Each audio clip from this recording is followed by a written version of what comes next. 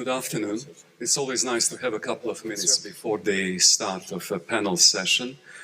And it is going to be, I hope, an interesting session because three things that we will try to address this afternoon in the title of this panel are money, banking, and fintech.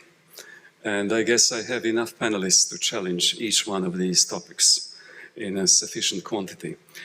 I would like to kick off this by asking each of my panelists to introduce themselves and their company and try to define fintech in one or two sentences, just to get some consensus. And after that, we will engage in an interesting discussion. And this was a random ordering, so I have to start with Rainer. Rainer, please. Okay, thank you very much.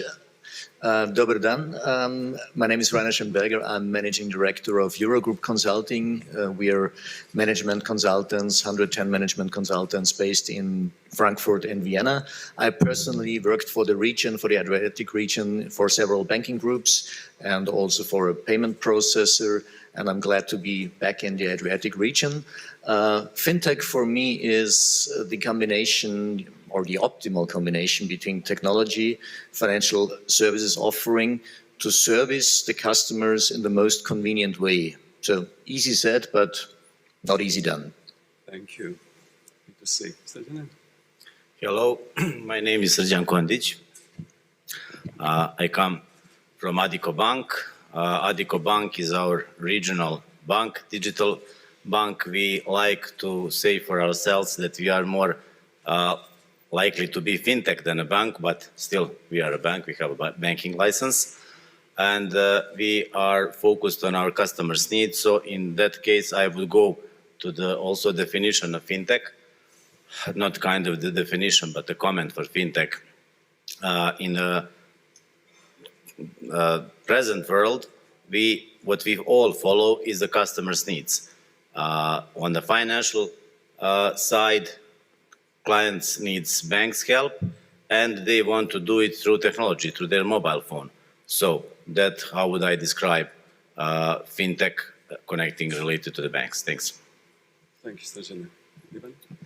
Good afternoon from my side. My name is Smiljković, and I'm a member of the executive board of ProCredit Bank in Serbia. I've been there.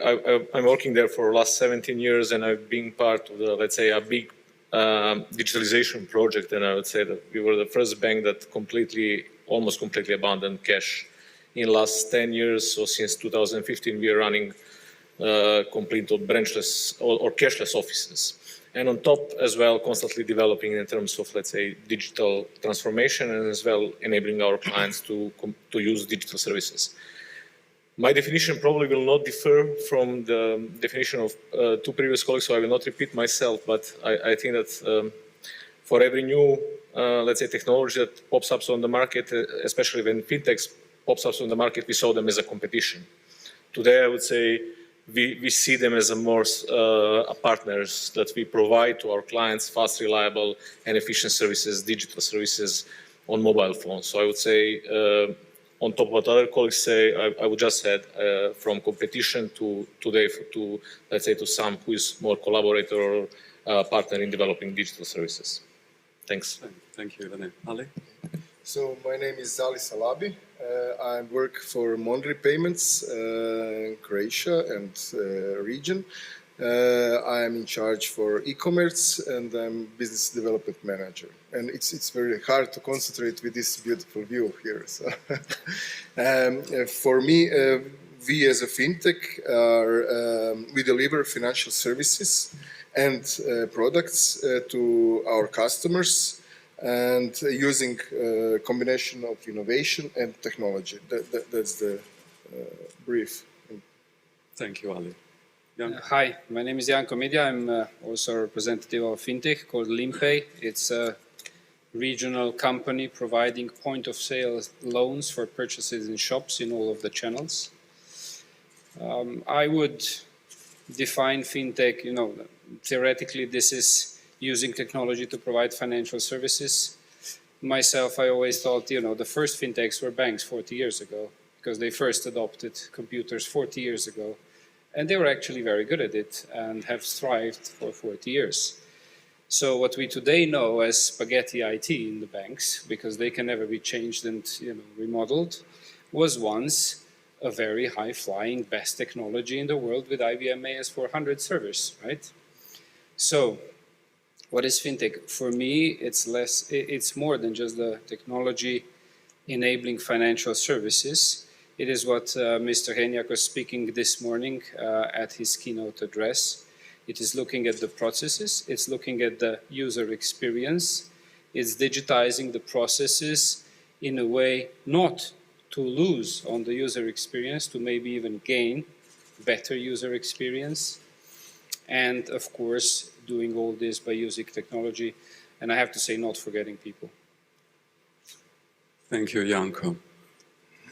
So I guess you have enough information to start defining fintech for your own use, considering that this is about end customers and B2C and D2C and technology and mobile devices and process re-engineering, etc. And if I now start going top-down across fintech, and I like this partitioning zone between pure fintechs and banking people. 3 persons out of my way. So I'm in the middle somewhere. Yeah, well, you're in the middle. Perhaps it is good to start thinking about fintech as a threat or opportunity, and how do we handle this mix of cooperation and competition? And if I may ask Ali, from a fintech perspective, to address this question rather than banking people initially? So in our case, we have really good experience with the banks and acquirers in a region. At first, there was some resistance, or maybe I would say reservation from the bank side, but now we have strictly divided our roles and positions in the market, and we learn to cooperate with, in a sense of complement one another, and to rely on each other. So both for business leads or sales and for services. Primarily for customer needs and industry-driven products which we can deliver because of our agile and fast approach, flexibility, and everything that defines fintech. So this is our model of functioning. We are really focused on banks from one side and merchant as our customers on the other side, and it's really good experience for us. So. Thank you, Ali. And we have mentioned this concept of regulation as well, and we should remind everybody that fintech is a regulated financial activity. I know that there are some people from crypto space that should be reminded about this. And I guess,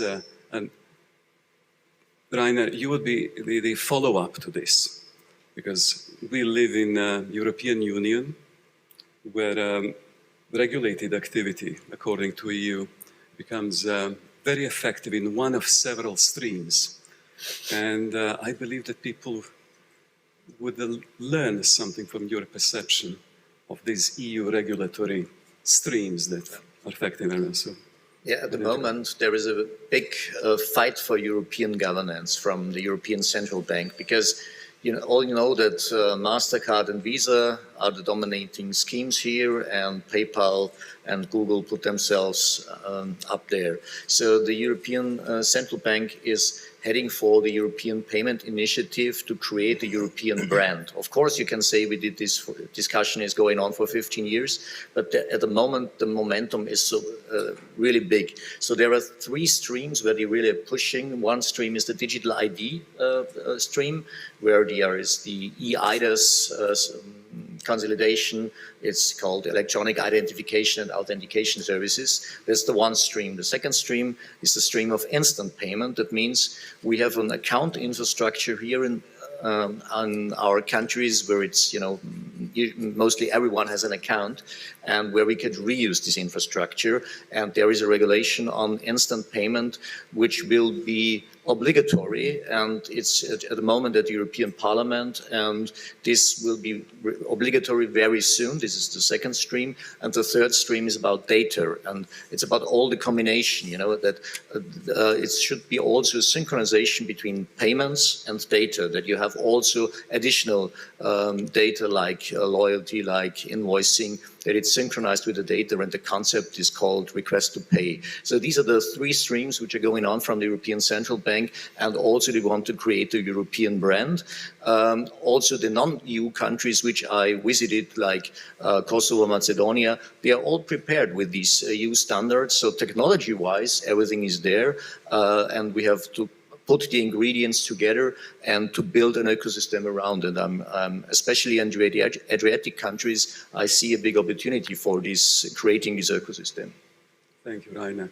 So European Union is not just about currency, euro. It is also about regulation that are going to impact almost 500 million people across European Union. And you have mentioned technology several times, and I have two panelists on banking side who might be willing to address the question of technology, because fintech technology is coming in all shapes and forms: open banking, banking as a service, back-end systems, etc. So Ivan or Srđan, maybe Srđan, would you like to just kick off? And then Ivan can follow up, please. Perception of technology. What about IT from your bank perspective? Well, digitalization, we faced it all, not just in banking or financial industry, but in all our industries. On a short term, digitalization and investment in technology brings you just costs. But in the midterm and in the long term, that kind of investment brings you benefits. So when we're talking about IT systems in the banks, yes, banks must invest severely in their IT systems. Not just in IT systems, but also in IT security, which costs a lot and we forget about it. But I wouldn't take in any case that investment as something that is questionable, because it's not a matter of the choice. On the other hand, the best solutions are not necessarily the most costly ones. Usually the best solutions are the simple ones. So the customer and needs of the customer are in focus. So based on that, you create your technology and invest on it. When talking about banking as a service, imagine we have two parties. We have a bank and we have some company, retailer, or some other provider of goods and services on the other side. Imagine if you sell furniture. If you sell airline tickets, for example, there is a severe competition. When you have an access, when you are selling it online, when you have access that you can provide for your customer to buy, to take a loan to buy that ticket immediately, or even hotel or everything that he needs, a car rental for his holiday, in a minute, and he doesn't even know which bank or financial services is behind it. It gives you, as a salesman, a great opportunity to satisfy your client and to make something different and better than your competitors. Same like no need for online, just for example, you have a furniture store or electric goods or something like that on place. To make it short, this opens great possibilities for both sides, for the banks, because they get unlimited number of potential clients in this way, and also, as we said previously, how it helps to the other party.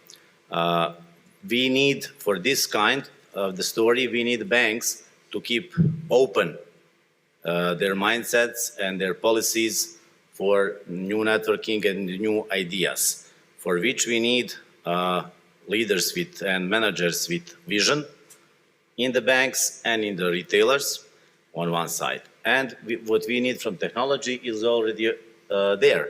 We have, like you mentioned, open banking, we have APIs, we have that kind of the solutions which provide us this what we spoke about in a minute. Thank you. How old is your back-end system? The question of, let's say, the core banking system, it's a really question that we need to address as banks, not only in the region but worldwide, I think. And this is the opportunity that FinTech is using just to enter this market, since, as you rightfully said, 40 years ago, this core banking system was made to be reliable, real, soundproof, whatever, in order to protect the data and everything else. Going forward, fast forward 40 years, we are, as a banking sector, we are running on the legacy system that has been provided it has built like a fortress with a different purpose 20, 30 years ago. Today, where we see that we realize even there is no question that we invest a lot in technology. We invest a lot in physical technology, we invest in data centers, in good quality data centers, in security, cyber security. We invest in network system, whatever. So there are huge investments, and this is being followed up by changing of core banking system of many banks in the region, I would say. So the thing is that we need to adapt to the new technology. Today we are all speaking about cloud technology and providing service in the cloud. 10 years ago, it was unimaginable for the bankers to talk about providing services from cloud technology. Today, with the level of security that we have, with data protection that we have, with softwares that we use, I think that doing a banking business from cloud, it's possible. And this is a new paradigm for us. If you remember 10 years, 6 years ago, 7 years ago, robotic process automation in banks was a huge thing. Today, we see it as a huge thing, but it comes as a built-in model of Microsoft operation. It's a part of Microsoft package, so you can use it.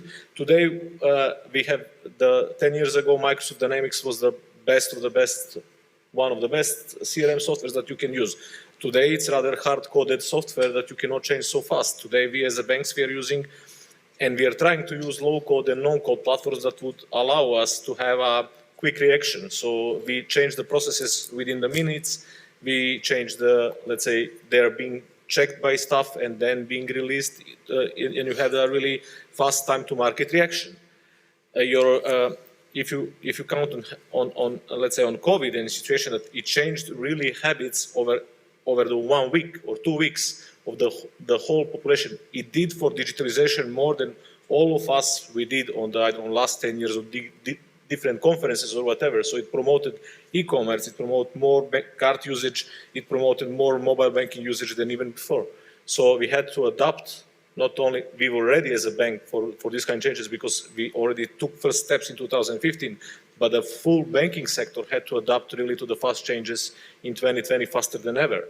So I think that there is no question and doubts how much that we need to invest. It's in what we invest, how to select the right solution, and how to make it as simply as possible to end customers. Because we heard today in all speakers told one important thing: scalability of projects. So we make products and services being able to scale them up. So if we manage to scale up technology, we really manage to do really good things for the market. Thank you. If I can this is exactly what is the difference between the fintechs and the banks. I was from the one side and from the other also. And so banks or financial institutions are investing in the core business, and they are developing the core business with the regulations and legislative, and that's the primary thing that they can use ICT resources from their side. And fintechs are more open for the market needs and, in our case, payment. So this is the major difference and marriage between banks and fintechs. Thank you, Ali. Now, because this is supply and demand, can the people who have experienced open banking or APIs just raise your hands if you ever used any API or open banking in your business? this is interesting, given that we are going to continue in this fintech direction. It's maybe not visible. Anyhow, silence is also informative. We are still on Balkans. We'll get there. Fintech is more than payments. And probably in the very first iteration beyond cards and payments is Janko's buy now, pay later.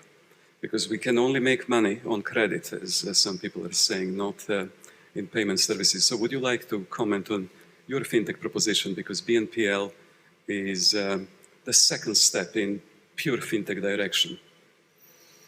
So let's try to, as you say, revisit what the audience wants, right? I think in the audience we have the e-commerce, so we have the online shops. Mm-hmm. I think we have some providers of services to online shops. So what we all here in this room would ideally want is two things: good services to the consumers in these online shops and more sales, right? I mean, obviously, the consumers also want to buy more, usually as long as they can afford it and as long as this is for us responsible to support. I think this is where we come together. The banks, the fintechs, the online retailers, even the regulators in the end are supposed to be looking out for the interests of the consumers, right? Of all of us. The BNPL, let me try to put it in a plastic way. You know, it started with what we kind of jokingly call around the office BNPL 1.0. So you have a big shop like selling electronics, Medja Markt, or I don't know which brands you guys know and have in your countries. And there's some person in some cubicle in some corner sitting there waiting for the customer to be sent over, to type some loan application on some PC, send it to the bank head office, come back with a decision, and maybe allow for a loan so that the person can buy the 1,000 euro TV, right? So the BNPL 1.0 or whatever has been around for 40 years. In Europe, especially the French banks have been extremely good at this, and also the Italian banks, providing a lot of, user benefits to people purchasing high-ticket items, right?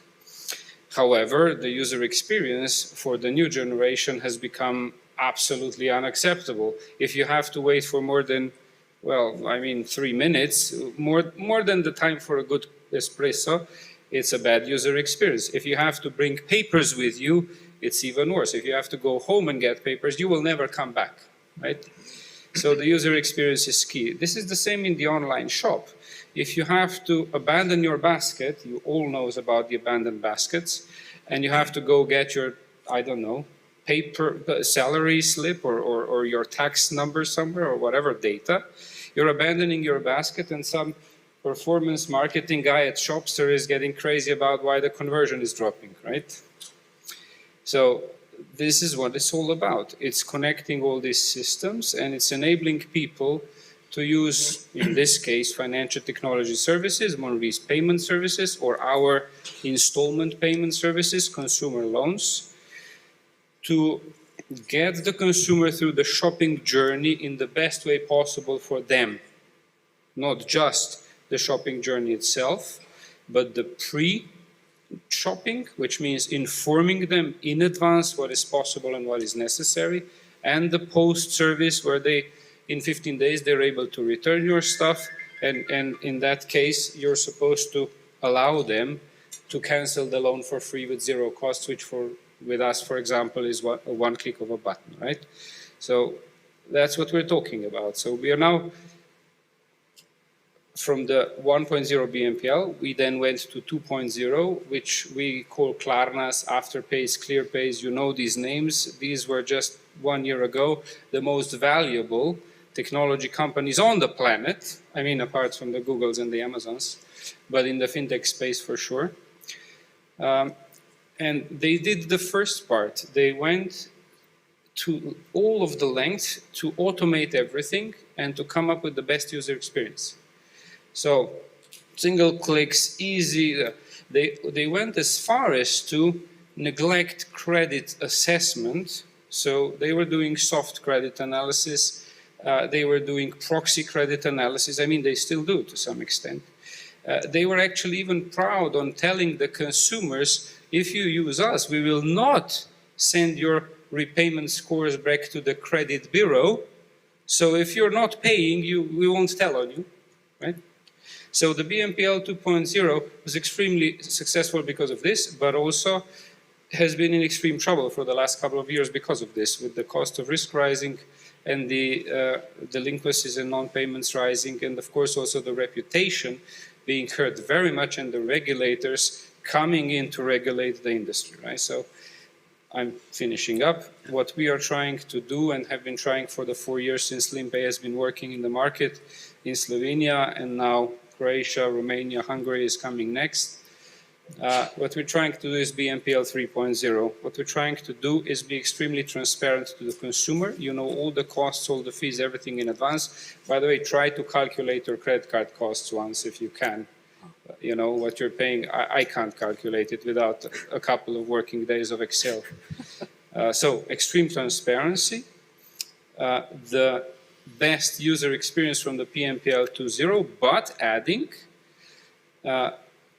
deep credit analysis on the borderline of using AI, but not yet. Maybe in the future, where there's more when there's more data, but immediate but comprehensive credit scoring, use of credit registers, being linked to banks, being linked to credit registers, being linked to tax authorities if a country allows it. And of course, if the consumers give you permission for that, using the account info service, using the payment initiation service, so the European Payment Directive 2, and all of that. And last but not least, being a responsible lender. So we at Leanpay, we reject more applications than the banks do, but we do it in 30 seconds or less. So we don't make you wait for 2 days. Thank you, Janko. And I will remember and remind everyone that calculating card fees requires a couple of pages in Excel. And we will get to this point. At least for me. Yes, at least for you. And how to be prepared for post-card world is a very fintechy question. But perhaps this is a time to ask another question, which is how many e-commerce websites or businesses are offering a buy now, pay later solution that Janko described? Can you raise your hand if your shop is offering any BNPL or not? We are speaking. So if we're doing well, they don't even know it. But for example, Shopster that we had today They do? is using our service in Slovenia and is being very successful with it. Fine, but we don't have any hands ready. Anyhow, well, obviously, fintech, two gentlemen at the end, representing payments and consumer credit, are inviting question of strategy for fintechs. Because fintechs are chasing clients, and fintechs would love to have more clients. Rainer, would you like to share some wisdom? How can we get more clients and more partnerships between banking and fintechs? As I'm not working for a bank anymore, I can talk from my past. You know, as I was responsible in Slovenia, for example, we took shares in a digital ID company, because digital ID will become really necessary, because every one of us has too many logins, and this is something which we have to really bundle. And the second company we took shares in was a digital receipt company, for example, because everyone is talking about sustainability, but we still print the payment slips at the POS. So, you know, and 90% of these slips end in the trash. So this is something which we could immediately stop. Some well-known partnerships is, for example, HSBC with Tradeshift. Tradeshift is the world's greatest business e-commerce or business platform, and they digitize operations of banks together. Or N26 and Wise, they cooperate regarding money remittance.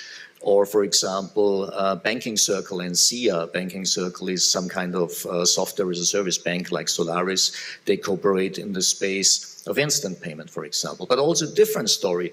I have a second life as a musician, for example. This is I'm not sure if you know what this is. Maybe Boris, he is old enough, sorry.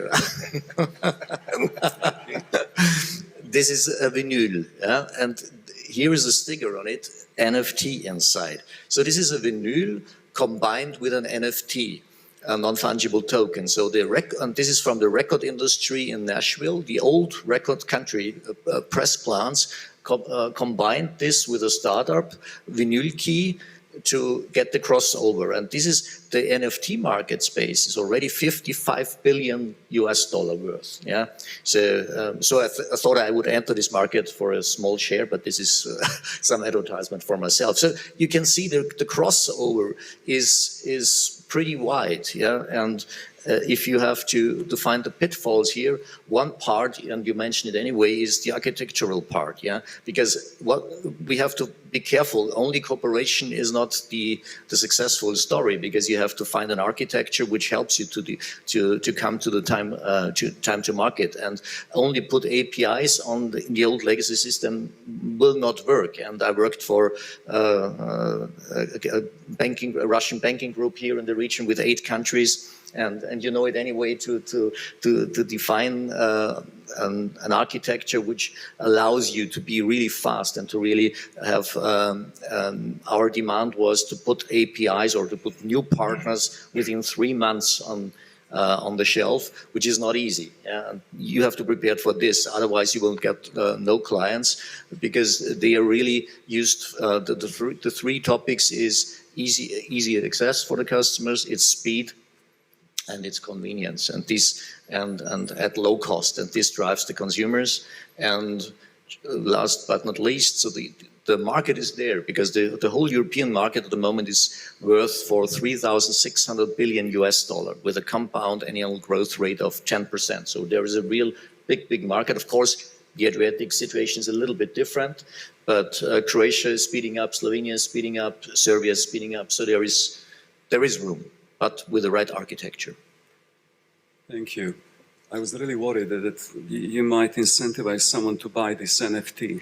Yeah, I have only 2 or 3 with me in my car, so we can talk afterwards. And then European Union MiCA law is going to push very hard on all of us. But I guess we have to pay for all these things in a way and another.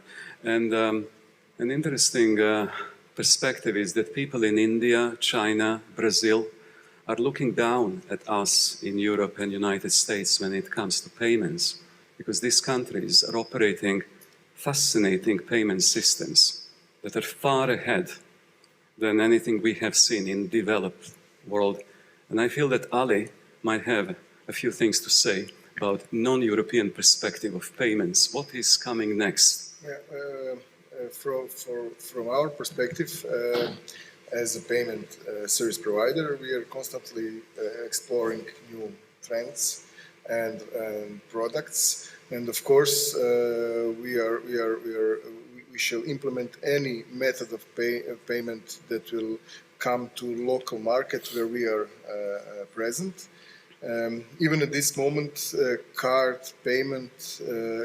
as a payment method is not the only method that is worldwide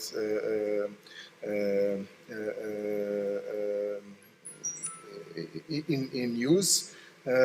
We have already now payment methods in Croatia, for instance, KEX, in Serbia IPS, in Slovenia Valu, which are not defined with the card.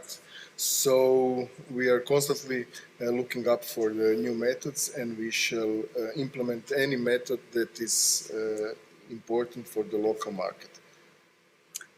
Thank you, Ali. And I'm tempted to ask the 3rd question, but I'm not going to do that. But I will ask people just to think about post-card fintech world that is approaching all of us very fast, where card fees and maybe our business propositions are going to be nullified instantly. And that is on the retail side, but we have some other business segments that we should keep happy from fintech perspective. And one of them, in a saturated market like UK, is SMEs, or corporate banking. And I think that Ivan had something to say about fintech offerings or banking offerings to SME sector. I would say by current experience and what we learned today, and maybe and as well what we're listening, the major and biggest bulk of offering of fintechs, it goes in the, let's say, in the direction of private individuals. In SMEs, when we talk about fintechs, there are, let's say, the payments are there. As you already said, there are cards, maybe some fees here and there, but still it's a dominant. Unfortunately, in our region, cash is still the king, I would say.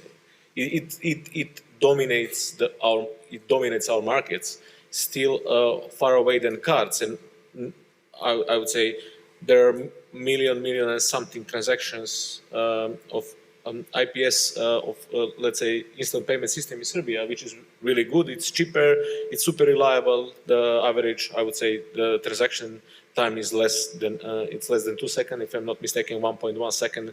So it's an infrastructure in which the payment is almost there. There are some things that they can be done in international payments, and there are some companies, fintech companies, trying to really address certain niche of small SMEs, micro, I would say, more in international payments, but rest is on the banks. So large SMEs, real micro enterprises, corporates still heavily rely on the banks.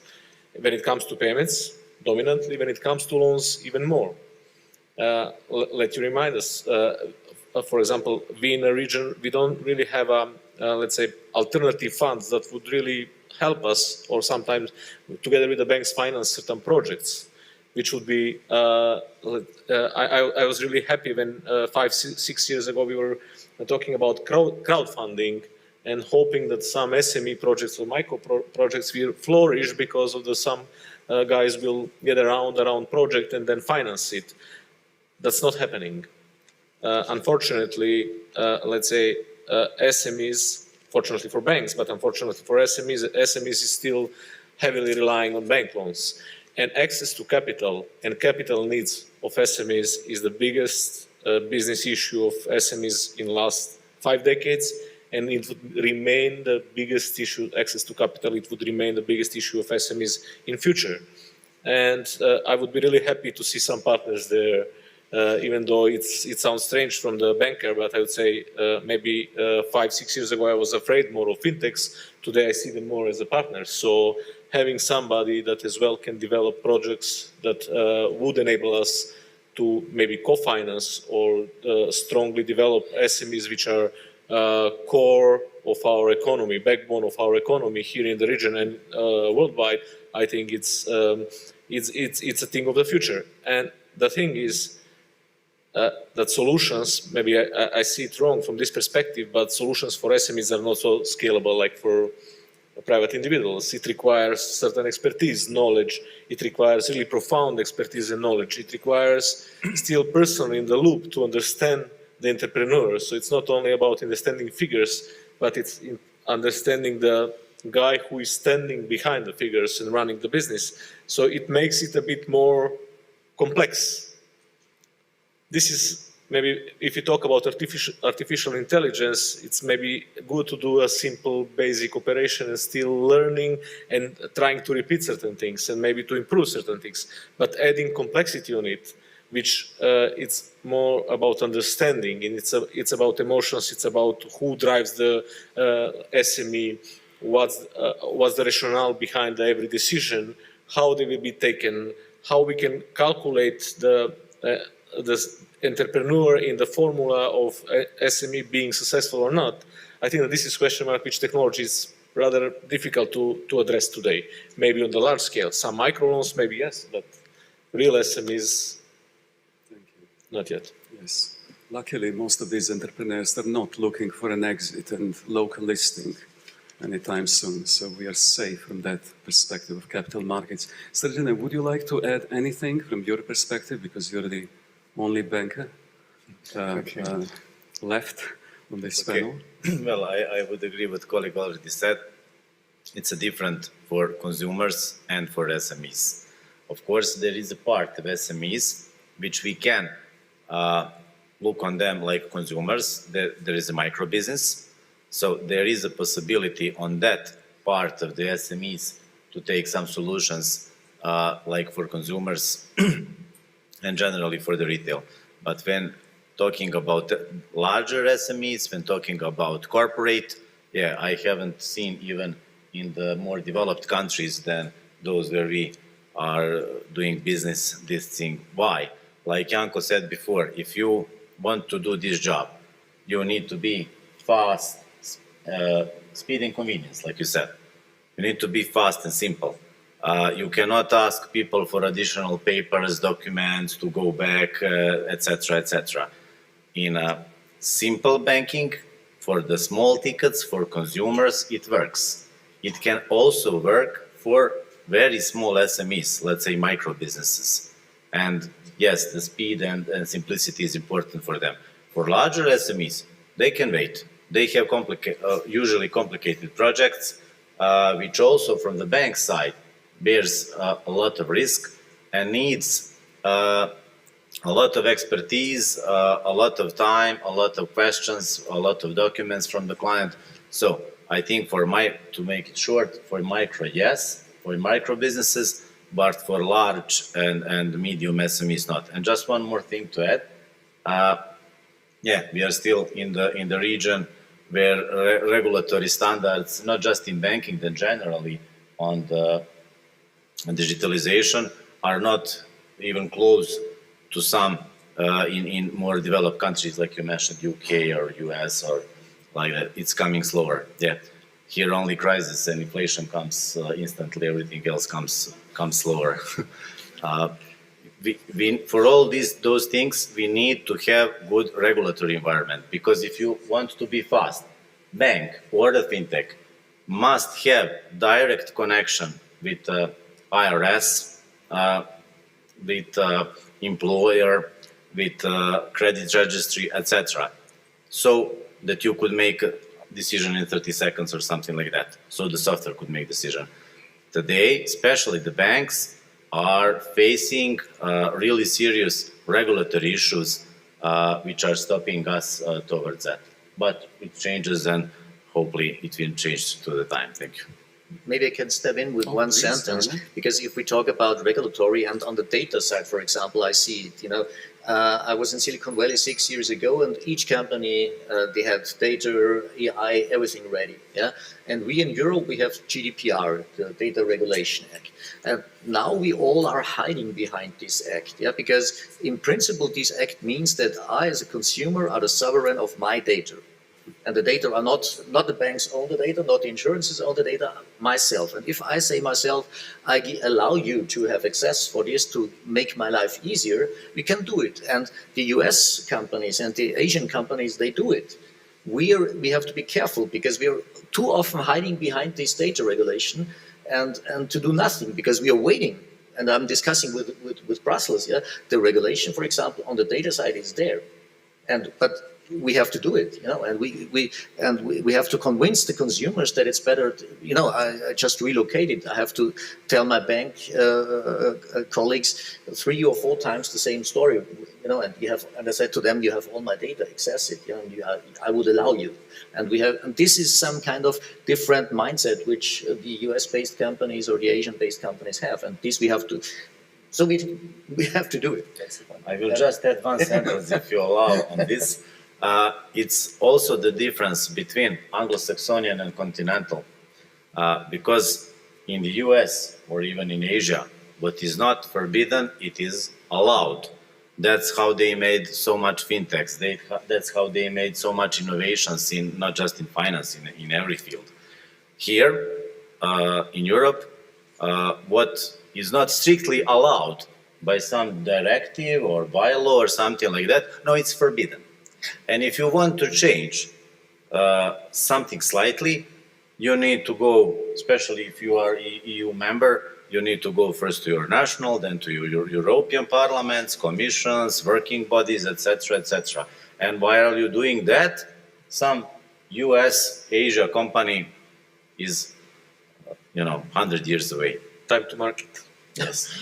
Luckily, this is not a legal tech panel, so I will leave that aside. But maybe next year we should ask Dejan to design a panel on digital identity, because the question of identity is going to be very important, and some banks will be surprised when, if and when they're asked to operate without access to absolutely every single data piece. So get ready to see more of consent management, etc. In preparing this panel over the last 10 days, I had a list of questions, and some questions have not been voluntarily taken by any panelists, so it's better to leave them aside. And these included a question of central bank digital currencies that are imminent across many countries. And IMF would claim that there are over 100 countries preparing national digital currencies, and 50 of them are highly advanced, very advanced. So perhaps next year we'll be facing e-euro, e-dollar, not e e-renminbi, e-rupee, etc. And that would require a lot of thinking by anyone in financial services. So I can leave that as a homework for Adria Summit 2024. What would you do where your clients start demanding making deposits in digital currencies? If they're foreigners, and if they would like to deposit some e-rupees or e-renminbis. And the second question was post-SWIFT world, because in some fintech use cases, remittances are very important, and there are many fintechs that enjoy supporting diaspora, like a corridor between Pakistan and Emirati. This is amazing flow. So the ability of fintechs and financial institutions to transact outside SWIFT, maybe through these central bank digital currencies, should be high on the agenda, because there is financial world that is beyond Cyber's community and the SWIFT system.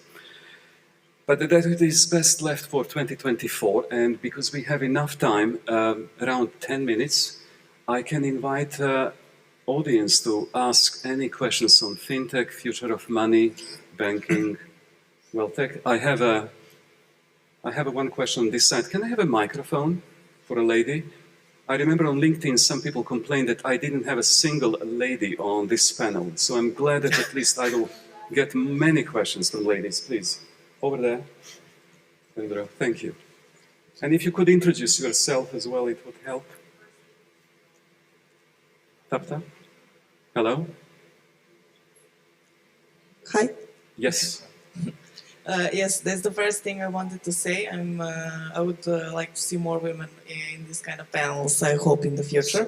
But other than that, what I wanted to ask bankers is, do you see cryptocurrency and these digital currencies that already exist as a threat, or do you consider it possibly as additional business vertical for banks? Brilliant question. I'm glad I'm not pushing for this one. We have only 2 bankers, so are you happy to accept crypto? Yes, of course. But you know that we avoid this question on purpose. Now you can't. No. Look, I think that we need a full panel discussing about cryptocurrencies. I know it's more about tech, but it's about as well other things. But you know, when the colleague talked here, he talked about responsible lending. I think it's, for me, that comes from the bank that is really, it invested a lot of time and effort and energy for responsible lending, but as well on responsible transacting and responsible IML policies and etc. It was always a question, how do we manage cryptocurrencies? For tech, it's a super technology, because really it brings blockchain technology. I think will help us in the future to not only for banking, but will allow us to do much more things that we can dream about of today. But when it comes to currency, I have one issue, which is simply a non-transparent way of doing transactions. SWIFT, for example, today it's as well allow you to trace transactions and to have a lot of, let's say, data which you can use by artificial intelligence and other softwares that would allow you to prevent any kind of illegal trade, preventing as well, let's say, any kind of illegal trade, money laundering activities, financing of terrorism, and etc. When it comes to cryptocurrency, it's usually a tricky field because you don't know when you buy cryptocurrency where you put your dollar or euro, or who is the potential seller. So I don't want to bring this on the panel, and is it so easy to accept it personally, but you need to know when you transact in crypto, maybe you finance a kind of whatever activity in Latin America, Africa, maybe somewhere in the neighboring countries, when we have, let's say, activities which you simply don't know. So for me as a banker, that my whole career is being responsible banking, it would be really difficult to accept the payments in currency which I don't know how to track. It's not about, I will not really raise, let's say, a question about, this is the main question, I would say. How to track illegal activities. I would really, I thought about cash. We are flourishing in cash, and this is the second. I would say it's an important thing to really to know digitalization, and what we do here. It helps country to combat illicit trade, and it helps to make more to flow taxation into our budgets, and especially helps, let's say, that our let's say salaries and contributions are paid regularly on the accounts and etc., making a more formal economy. I would say adding crypto on the top of the huge cash economies, I would say it's even really allows individuals to avoid taxation and avoid all legal channels. Okay. So for me, without Ivana, I know that you will be extremely happy when we get central bank digital currencies, because you will lose all these this is the second question. This is why your government will be tracing you. But Janko, would you have to add?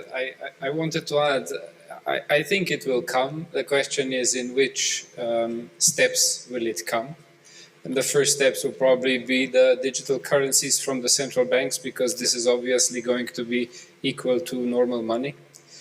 But I also think, and I was in banking for 15 years, and I'm trying to change. And my initial reaction was always the same as yours. But we have now so many honest people using, and I will call them E instead of cryptocurrencies, that we are now punishing, 99% of honest people for the fear of catching the 1% of dishonest people. And sooner or later, the regulators are also going to have to see that, and this will change. It'll take time, and I think the e-currencies are going to help. But in some steps, it will come. I agree with you. I think that quick one, Srđan. Yes, I think that the main issue is that we are facing something that we don't know enough knowledge about. Let's be fair about it. Not just banks, then the regulators also. Like colleague said, there are IMLs, terrorism financing issues, etc.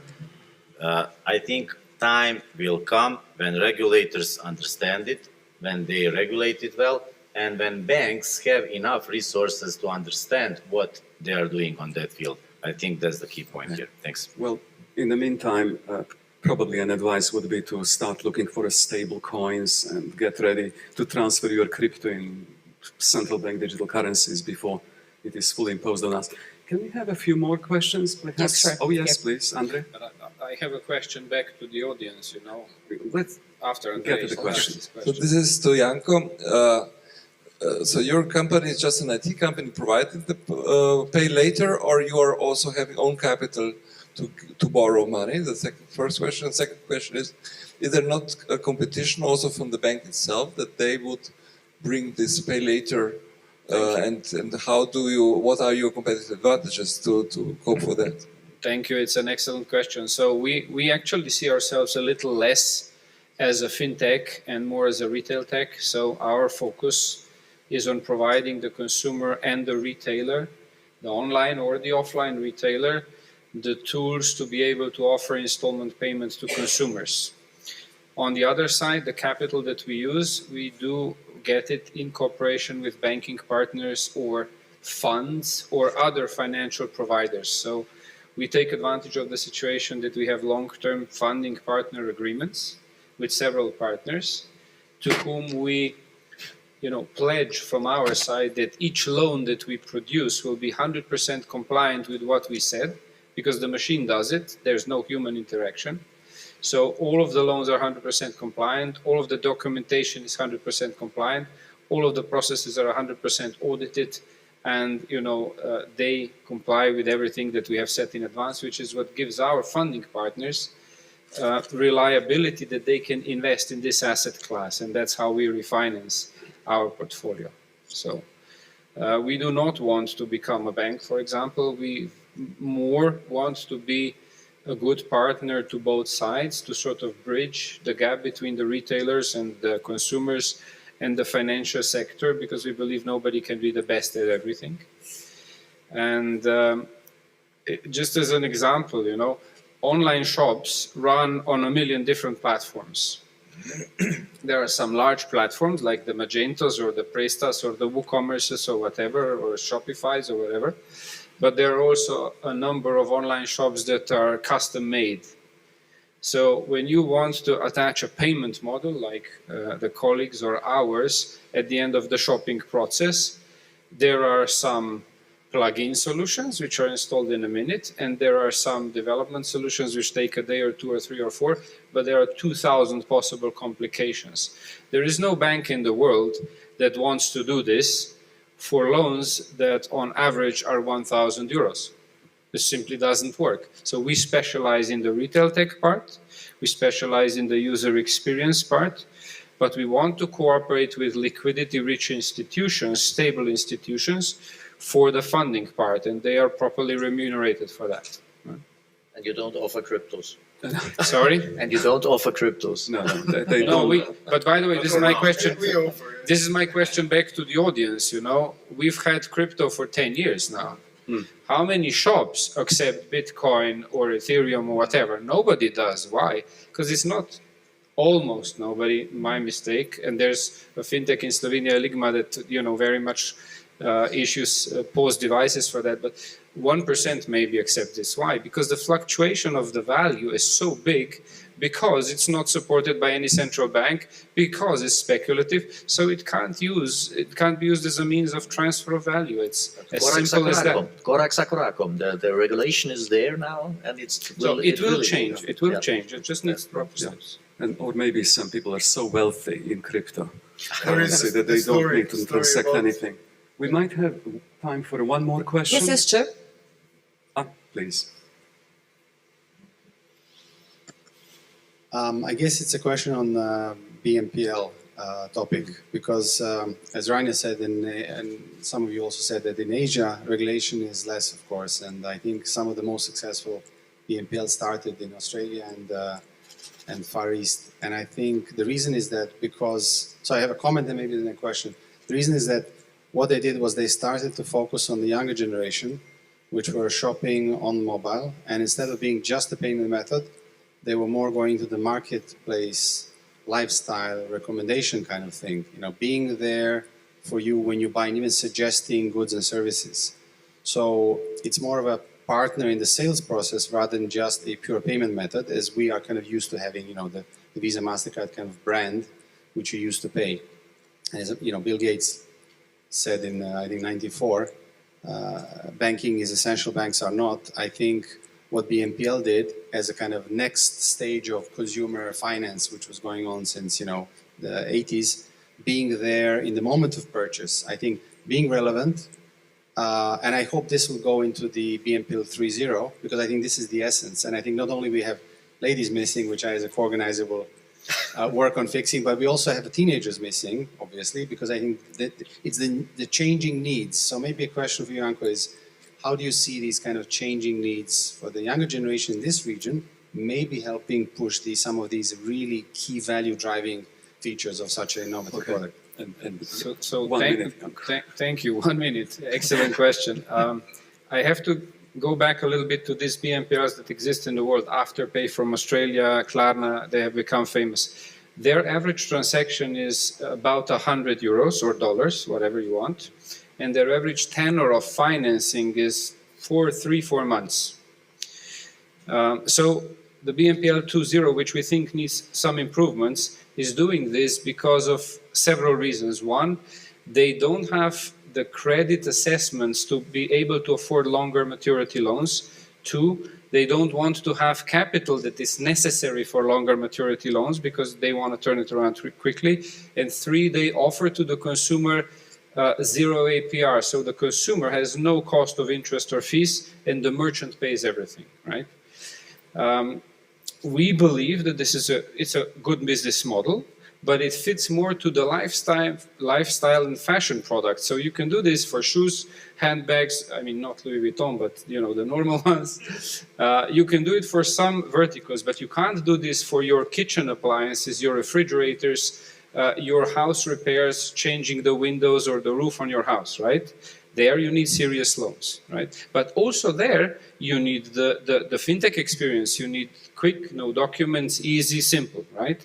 So what we try to do within the BNPL 3.0 is also, you know, build on this, the short maturity, zero APR, small amounts, but also do longer. So Leanpay average is 24 months, but we offer up to 84 months. And our average transaction currently is 700 euros, but we offer up to 12,000 euros in Slovenia. So we already cover now, in 30-second process, consumer loans up to 12,000 euros. So we're not competing with credit cards and we're not competing in the lifestyle and fashion, but very serious, you know, house repairs, kitchen appliances, electronics, dental surgery for 7,000 euros, God forbid, and stuff like this. You know? Thank you. So to answer your question, yes, this is coming, but even wider. Thank you, Janko. We've run out Thank you of very time. much. Thank you very much. All of the rest questions, you can ask them right now on a coffee break. Enjoy. Thank you. Thank you very much.